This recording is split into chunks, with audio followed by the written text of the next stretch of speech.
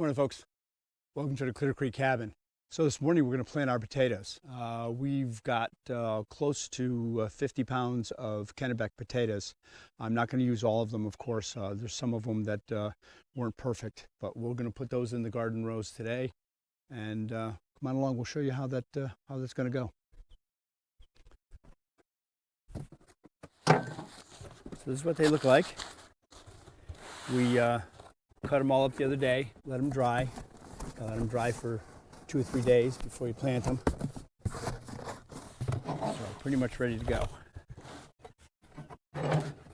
I've got a couple of the Yukon Golds here I'm going to plant as well, but they're good looking potatoes.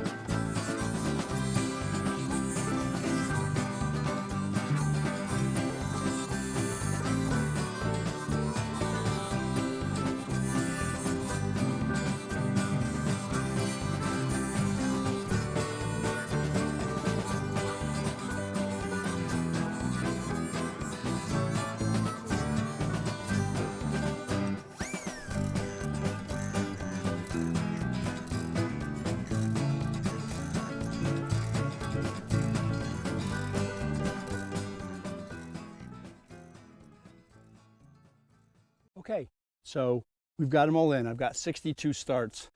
I ended up with quite a few left over. But the bag that I bought at the local hardware store was a 50-pound bag. Out of that 50-pound bag, maybe 5 pounds of it or so were rotten, so I had to throw them out. Obviously, some of them were pretty large, so I cut them in half. So when I got done in the box, I had over 120 starts in the box. But anyways, the next step is that we're going to put some rhinezone bacteria on the base of each one of the potatoes. I'm trying this for the first time this year. It's called Myco Bliss, and it's a rhinezone that's supposed to stimulate root growth. You don't need a lot of it. You need just a little teeny bit. This is a teaspoon. You only want a couple little sprinkles there on each one. So we're going to go through and give each one of these a little sprinkle where they go to see if we can get some good root growth in here. And when we get done with that, we're going to cover them up. Okay, so we got them all in. Like I said, I got 62 starts. We'll see how it goes. You saw that what I did is I kind of cleaned the area around the ends over here. What I'm going to do is plant some other plants in and around that outer side here. In the rows here, I'm going to put some hay. I'm going to run the hay down through, have a little walk space over here and run down through over here. And then that way we can get to the very end to weed if we need to and mound the potatoes. As you know, after just a few weeks, when the potatoes start to get 4 to 5 inches up, we're going to need to kind of remound the dirt. Again, the great thing about having donkeys is that I've got 2 large compost piles up there from over the past 2 years. And I've got another little pile left over here to mix it all together. And we can bring that along in 5-gallon buckets and just mulch them back up with the dirt. Okay, so now that it's done, we're going to hay all around it. And what I'll do is I'll check back with you in a few weeks so you can see how the starts go and see how well we do. So, see you a little later.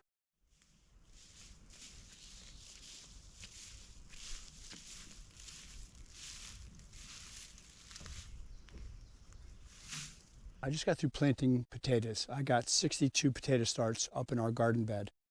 Took a lot of time to prep the soil, build the garden bed, do the rows, put in some rhinezone bacteria underneath the potatoes, hill them all up, mulch around them, do all the things that you should do to make a good garden bed for potatoes. I ended up with about 50 or 60 starts left over, so I didn't know what to do with them. So I said, I've got a big old pile of dirt out in back of the barn. As you may have seen from one of the other videos, when we built the barn, I ended up piling all kinds of dirt all over the place. So I figured, why not? I'm going to just take these and hill them up and throw them on here and throw some straw on here and see what goes. So what we're going to do is we're going to compare to doing anything for them and calling them hill potatoes, and then perfect garden potatoes, compare them in September when we dig them up. Let's see what we get.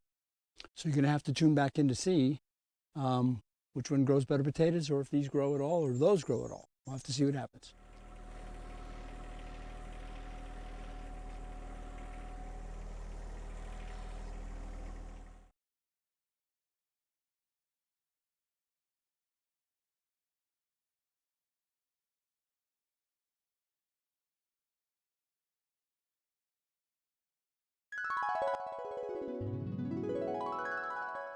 So here we are 104 days later. We planted the potatoes on May 15th. It's now September 2nd, so we're just right at 104 days. These are Kennebec potatoes, so they're supposed to mature somewhere between 90 and 100 days.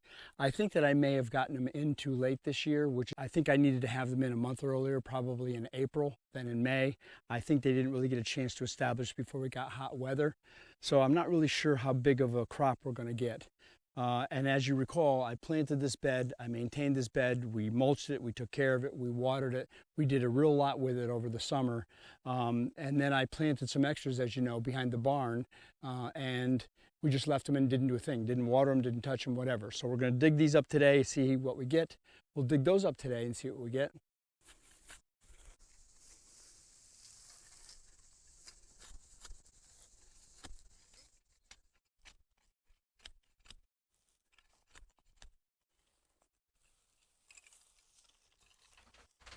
Okay, let's talk a little bit about our potato failure here. This box over here is what came out of our regular garden. This is what I tended to. I hilled several times throughout the year, watered, took care of, put hay around, mulched with hay. This little box over here is the box that I had out in back of the barn that we just pretty much threw on the soil, threw a little bit of dirt on it, threw a little bit of hay on it, and did nothing to it all summer long. So come take a quick look and I'll show you what the two look like here. Let's talk about the ones that we maintained regularly throughout the summer. So we did get a couple nice big ones, pretty good size, we did okay with them, but the majority of them are small little potato starts. They didn't do a big harvest, you know, some of them are a little rotten in the corners and stuff. Got some pretty good potatoes, a little bit of green where that one stuck out. But one of the things that got me that I saw is we had a lot of them that got eaten. There's quite a few potatoes in here that got munched on by something. I'm assuming it's either a vole or a field mouse of some type that decided to get in. We also found some centipedes that were in here that were eaten. Now I don't know if centipedes did all this damage completely. I don't believe that they probably did. I think it probably was voles or mice. When I uncovered the potatoes, I saw where I had mulched them with hay that there were pretty good sized holes that were going down into the mounds. So that leads me to believe that there was either mice or voles that were doing it. But this is kind of what we got. Not very big potatoes, a couple big ones, but again, chewed out of, really kind of a shame. More chews, good sized potato, but a lot of little potatoes. So that's kind of our failure. We got a lot of these little teeny potatoes here that, yes, they're still usable. Yes, we're going to be able to eat them. They're not going to store very long. They'll be okay for making home fries or something like that. But that's about all you're going to get out of them. Again, you know, more eaten potatoes. So that's the ones that we toiled over, worked over, and maintained. And whoop, that one had a dent in it, anyways. And then these are the ones that we didn't do anything with. Now here's a great big potato, another good sized potato, no bites, no holes, no nothing, a little bit of a rotten spot there. One little chew on this potato here, so I don't know what that was.